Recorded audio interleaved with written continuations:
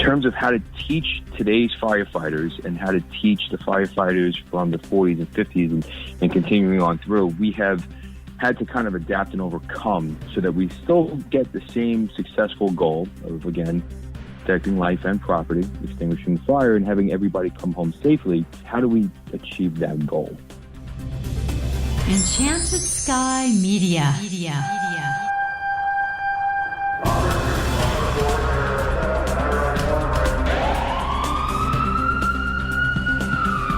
From Los Angeles, this is Code 3, the Firefighters Podcast, hosted by award-winning journalist Scott Orr. Code 3 features interviews with leading members of the fire service, discussing firefighting strategy, tactics, and other topics you need to know more about. Now, here's Scott. That's right, and I will not let Parkinson stop me. Thank you for joining me again here on Code 3. You are listening to the show for and about firefighters. Let's get started.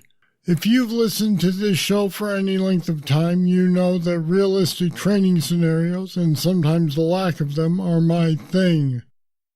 Learning the fundamentals is always the key to building further skills. So it's important to get focused on training for bread and butter operations, those common skills that sometimes are taken for granted. How do we develop a program that covers this ground when we're working with multiple different generations who all learn differently? Today we're talking with Lieutenant Stephen Rhine about how to accomplish this. Steve's been with the FDNY for 17 years. He's also the training coordinator and former captain of the Roslyn Volunteer Fire Department. He's a certified New York State Fire Instructor and a Haz-Mat Tech Level 1. And he's a PIO with the FDNY Incident Management Team. And Steve Rhine joins me now. Welcome to Code 3.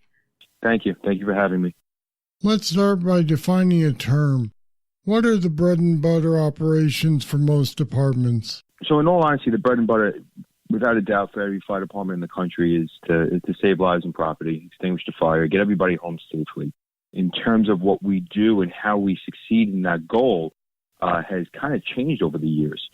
So in terms of how to teach today's firefighters and how to teach the firefighters from the 40s and 50s and continuing on through, we have had to kind of adapt and overcome so that we still get the same successful goal of, again, protecting life and property, extinguishing the fire, and having everybody come home safely. How do we achieve that goal in reality? So the whole idea from years ago, fire service was training to fail. So if anybody was a firefighter and started even within the last, 10, 15 years or from that point behind us, you would be thrown into a basement of your firehouse. You would be a blacked out mask. You'd have no idea where you were. And the conditions really didn't make sense. I understand I've been in significant amount of fires, and it's not always a blacked out scenario. So there's different ways of doing that. And we were basically trained to fail to see how we would react. Right? That type of teaching, that type of mentality doesn't really work that well anymore. So now we try to train to succeed. So maybe we start in baby steps and we develop that firefighter, that young firefighter, into something a little bit better because we've trained them to succeed throughout the way. Just like when you start playing a sport, I grew up playing ice hockey and I still play to this day, I learned to skate. That was my first thing. I didn't just put on the pads, go out there and start taking slap shots. I learned to skate. I learned the next step and the next step, and you kind of went your way through, and I got a pretty successful career in ice hockey because of that learning method. What you're saying then is that we're looking at more realistic training now than they used to do typically in the past? The whole idea is that the training that we did in the past and the training ideas that we had worked for the generation that we had, right? So we have to understand that in today's fire service, we can have a member in the volunteer service that starts at about 17. They'll continue through, and we may have members that are into their 70s who are still great assets to the fire service. They're still in great shape because they've been working out and taking care of their bodies, and they can still contribute. So we really go all the way from baby boomers up to Generation Z. The baby boomers that we have, they were born after the Depression. Most of them worked before OSHA. They're very hardworking. right? Their work is never quite complete. They were based on a relationship or a family where their parents never really retired. But to them, retirement kind of means new activities. So they're going to play golf. They're going to do other things that their parents never really did. They didn't really understand computers, and they still might not. And again, this is a generalization. This is not everybody. For example, my father was a baby boomer, and the man was an electrical engineer and knows everything there is to know about computers and helped me make my house a smart house. So it's not every person, in that generation. But these baby boomers, they really appreciate a team approach, but they expect everybody in that team to have the same work ethic. They don't expect one person to fail on that team. So when I first entered the fire service, over 20 years ago, these were my mentors. These were people that had second jobs, all of them. They were raised where they had the second job and they provide for their family. Now, with the Generation X, which I am, we start with a work-life balance. I don't have a second job. My wife works a very good job, so do I, and one of us is usually home with the children. Our children are 9 and 13, and one of us is usually kind of home. We as Generation X, we're ranging from mid-50s, 54 to about 39 years old. We want to contribute to the neighborhood rather than the world. We want to make sure that our neighborhood is good, right? We were kind of the first latchkey kids. We had, like I said, that good work-life balance. Education is important, but we had limited intrusion by our parents, right? So we had a good education, but our parents didn't really hover over us like the next generation, where they're more have helicopter parents. We were very creative, flexible, and we kind of always explored the why. And so for firefighting, that's great. We want to know, why does this happen? Why is this working? The baby boomers kind of took it and said, we told you this is it, and they accepted every word, because our mentors told us that. We're kind of asking that question, why, but in a good way, because we want to figure it out, and if anything, kind of transition it and make it a little bit better. The computers for us, and that's why I'm mentioning a lot about computers and technology, because we're going to discuss that later, hopefully, in terms of how computers affect our lives, right? So the other two generations we have are the millennials, the Generation Y, and this is not to put anybody down, and I know that the millennials have a bad stigma to them, but they're actually very helpful, and they're very good in the fire service. They have a 24/7 experience. They think this world is 24/7. They're very tech-savvy. They're very good at multitasking, and it all stems from the smartphones and everything that they have. The downfall is they were, and again, this is a generalization, it's not every single person, but they were nurtured by helicopter parents, right? So these are parents that hovered overhead, especially for education, right? That was a big thing for them. So their parents kind of helped them with their education a little bit more than the generations prior. So then how do we design training programs that give the older members something while we're also teaching the current generation at the same time? So let me just finish real quick with this, and I'm going to jump into that because I think this is going to help answer that, right? So this Generation Y, these millennials, they integrate technology and they integrate their opportunity to learn the technology. The last one is the Generation Z. We don't have a lot of them yet, but it's great to see what they're doing. Generation Z is phenomenal because they can actually make computers. So the millennials understand them very well, but the Gen Z kind of knows how to create them and actually make them. And they expect work to be kind of fun. So you're right. So here's a great question. How do we get a Generation Z and a baby boomer in the same exact room? Well, what we try to do is, and what we try to do in the fire service, is let everybody teach each other. So as a training officer and as a lieutenant with the FDNY, I'm out there and I'm making sure that all my generations are working together. And really, I'm there to kind of guide the lecture and kind of guide the train that's going on. So, for example, one of the greatest things that we do, and one of the fun things that I try to do, is I try to have, after a call, I try to have some sort of a drill, like in the street, right? So it's a perfect opportunity. Right there at the scene? Right there at the scene. So maybe we go to a call, maybe it was a food on the stove. It's in a 6-story, residential building, non-fireproof. We get there, we go up, we find out that somebody had left the turkey in the oven a little too long and they burnt their turkey, right? So as we come down, no cause for alarm really, we kind of stand there and we stand outside and we look. So now I have different generations. Maybe I have the probationary member that's with me, who's about 23, 24 years old. They have a real gung-ho attitude. They're probie. They really want to learn. But how are they going to learn? Who are they going to learn from?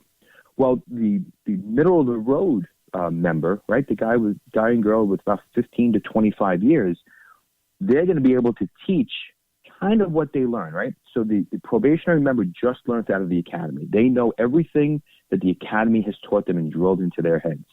So they can regurgitate what the academy says. Academy is great. The books and the procedures that our jobs and our departments have written for us is a phenomenal tool. So they know that book inside and out. The middle of the road member, 15 to 25 year member, can stand there and can tell you, okay, well, the books say this, but I do this, and this is why I do this, and explain to it in a great way. Then you get a much more senior member, right? Much more senior member, let's just say that member has 35 to 40 years in the fire service. Well, let me tell you something. Experience can never be overlooked. That member has the experience that the other two members do not have.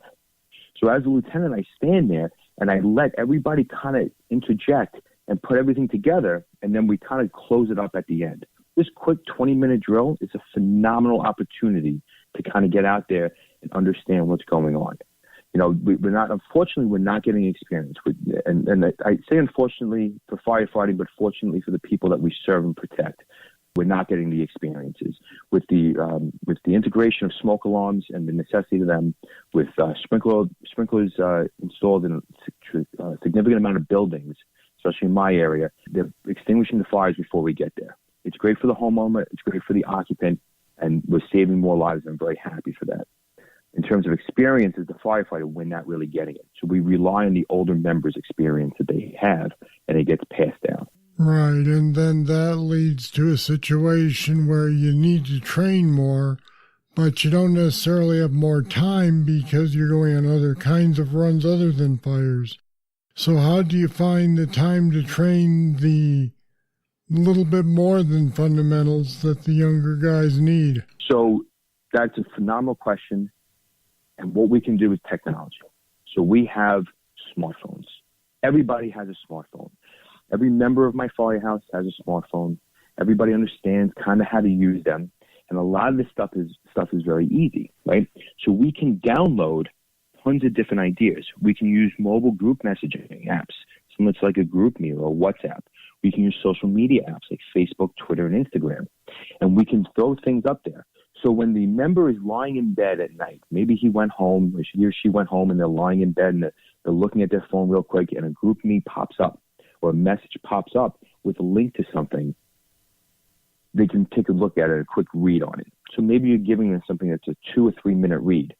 Now that member who has 40 years in the fire service is going to read that differently and understand that differently than the 25-year-old and the brand new member.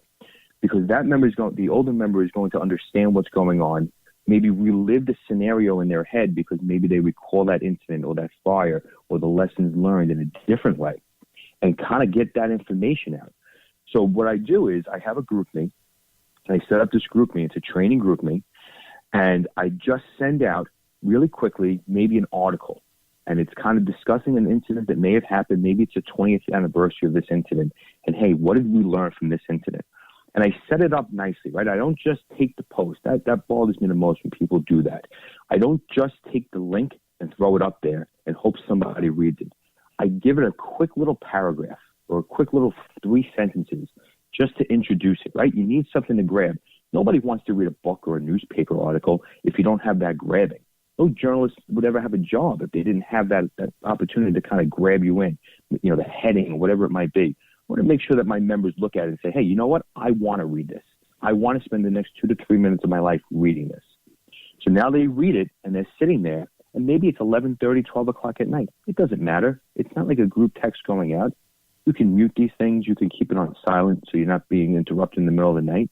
And then maybe this 40-year member who's about 60 years old writes something very nice, very good. He sends something out there, and then the 25-year-old member, who's now the probie, kind of writes something back and says, hey, you know what? I do remember reading about that incident or that fire while I was in probie school, and this is the lessons that I was taught and I had learned. And then the 45-year-old member, right, who's probably got 20-plus years in the fire service, can write something again and say, hey, this is something I took from it. So everybody's interjecting. Everybody's giving something. And it's a phenomenal tool that we have that a lot of departments aren't really utilizing. It sounds like a great way to go about it, but how much more do you get out of the hands-on reality training than you do with technology? So you can't say no to hands-on, right? Hands-on is huge for us, and we are a hands-on type of profession, right? We are, without a doubt, that's what we do. We are hands-on. We lift things up and put them down. We move heavy stuff from point A to heavy stuff to point B in pitch black, right? And that's kind of what we do, and that's the reality of it. You know, having that mindset in my head of understanding that I have to physically do this is great. I want to work smarter, not harder. So what lessons do I learn? How do I learn how to move these things from this point to that point, right? How do I learn it, unfortunately, from maybe a line of duty death? How do I understand what they did in that situation and what I can Monday morning quarterback? Because it's not a bad thing to do that. Everybody likes to do that, right? So how do I learn all this stuff? Now we come to the hands-on portion, right? So going back to the different generational gaps that we have, for example, the baby boomer, you know, when they were probationary members and they were younger members, and I taught them to put up a portable, they were taught, not I did, but they were taught to put up a portable ladder. They were taught their way, and they were told this is what you do, and they just did it. They didn't ask the question why. They didn't ask how. They didn't ask anything. They just did what they were told, and that's because at that time the question of why was because I told you to. Exactly. But now that those questions or those answers aren't really accepted by the generations that we have today. Right. They want to know why they're being asked to do things, how it will help or how it'll change things. Exactly. And it was also trained to fail. So you were given, these baby boomers and even, you know, these Gen Xers in the beginning were given that portable ladder and they said, put it to that window. And you may have never done that in your life. You may have never picked up a ladder in your life, but you had to go do it. If you get hurt, if you fail, they don't care. They want you to try to do it. Then they'll teach you your way. So here's my new way, or here's the new way, the train to succeed. I said it earlier in the interview. We want to train to succeed, right? So I had a member who was not that big of a firefighter, right? I'm 6'1", I'm 220 pounds, and I'm physically fit.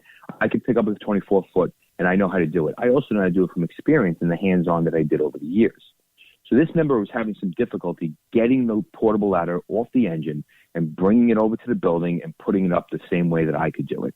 I understand that. This member weighs about 90 pounds less, is not as physically fit as I might be for my size, and dragging something that heavy is kind of difficult. So instead of training this member to fail, we trained this member to succeed. So the first step was in bunker pants and gloves, and that's it. On a beautiful day, let's take the ladder off. How are we going to get it off?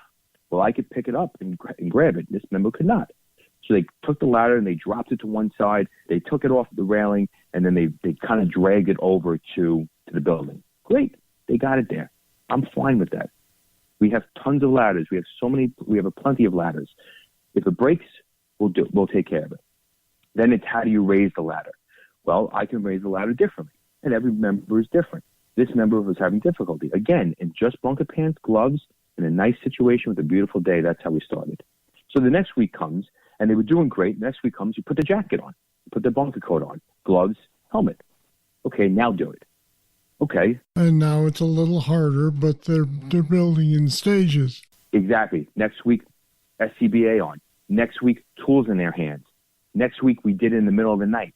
So we just went in those stages, and by doing that, this member wasn't overwhelmed by, oh my goodness, it's the middle of the night and it's raining out and I have tools and what do I do? This member was like, oh, I did this yesterday. It was easy. And they understand how to do it. So again, their technique of doing it may differ from yours and mine. And everybody's technique may differ a little bit, but it's a technique that is successful and works for them. And once you can see that and help them do that hands-on, they will be a better firefighter for it. Just plain devil's advocate for a moment, I think there are going to be some people of our generation who are going to say that's coddling them or we're trying to make it too nice for them. Explain to me, if you will, why we should do it this way. How do they learn differently? So if our generation, I'm assuming we're the same generation, says this, and trust me, I've heard this as well, right? I assumed you had. The generation prior to us has said that we were coddled. And that's a fact. And the generation before them. How about this? The generation that I lived in, we did not wear our SCBA as often as we should. We were not 100% sold on the fact that fire and the after effects of fire caused cancer. We understood it. We knew it was there, but we weren't 100% sold on that fact, right? So when I was a firefighter and I worked in a truck and I would do overhaul, I took my SCBA off. And I'm telling you that that's what happened, right? Because we did overhaul and we worked harder and longer that way. The members today, more and more, and I respect them 100% for doing this, they wear their SCBA. They're constantly on air, and I do it with them from the moment they enter the IDLH until the moment that they leave. So you'll have some members that look down on this. You'll have older members that say, wow, you're not working hard enough. Well, they're working smarter. They're saving for their future. They're going to survive longer. They're not going to get cancer, or they're going to diminish the amounts of cancer if they can. They're going to try to help themselves. We were never taught that way, and I kind of explained to these older members, maybe you should start doing it too. You know, do you really want cancer? It's silly. Like, I started doing it. I woke up, I have a very good friend of mine that goes around teaching about cancer and really opened up a whole world for me. And I do everything that I can to protect myself because I want to live a very long life and walk my daughters down the aisle. And I want to see my grandkids. So I'm doing what they are doing. And the naysayers are becoming smaller and smaller and smaller. So I think at a certain point, they're going to be kind of pushed out. And everything's just going to be the norm. All right, Steve Rhine, thanks for giving us some ideas on how to train for different generations. I appreciate you joining me today on Code 3. No, I appreciate it. Thank you for the invite. What did you think of Steve's suggestions? Is this how you train?